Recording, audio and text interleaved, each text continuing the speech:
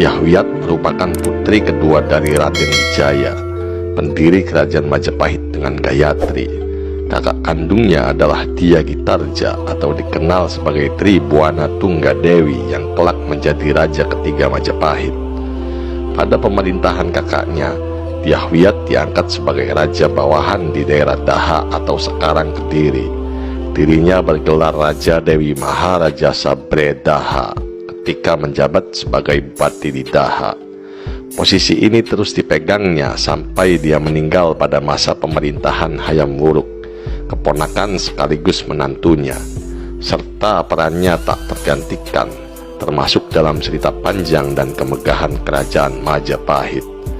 Dalam pemerintahan Hayam Wuruk, Dyahwiyat tergabung dalam Sabta Prabu, yaitu semacam dewan pertimbangan mulai yang beranggotakan keluarga kerajaan.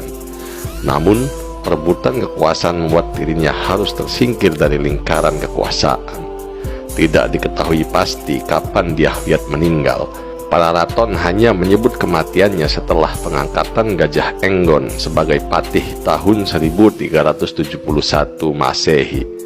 Dyahwiyat kemudian didarmakan di Adilangu dengan candi bernama Purwawisesa. Dalam novel Gajah Mada, Langit Kresnahadi menyebut Dyahwiyat merupakan sekar kedaton yang memiliki kedudukan sosial tinggi. Posisinya sebagai putri raja benar-benar membuatnya jadi incaran. Dikisahkan dalam novel tersebut, sosok Dyahwiyat memiliki sifat yang tegar, berwawasan luas, memiliki pandangan ke depan, dan berwibawa. Sosok ini dianggap sangat cocok bila dijadikan sebagai pemimpin. Namun, kisah percintaan sang putri ternyata tetap menginjak bumi. Cinta tak mengenal batas kedudukan dan ruang hati untuk bertambat. Secara diam-diam, Dyahwiyat dicintai oleh tabib kerajaan yang bernama Ratanca. Ratanca juga salah satu dari 7 anggota Dharmaputra atau jabatan istimewa bentukan dari Raden Wijaya. Tidak diketahui dengan pasti apa tugas dan wewenang mereka. Namun, para raton menyebut mereka sebagai pegawai yang disayangi raja. Cinta yang bersemi di balik tembok kerajaan itu terus menemukan labuhannya.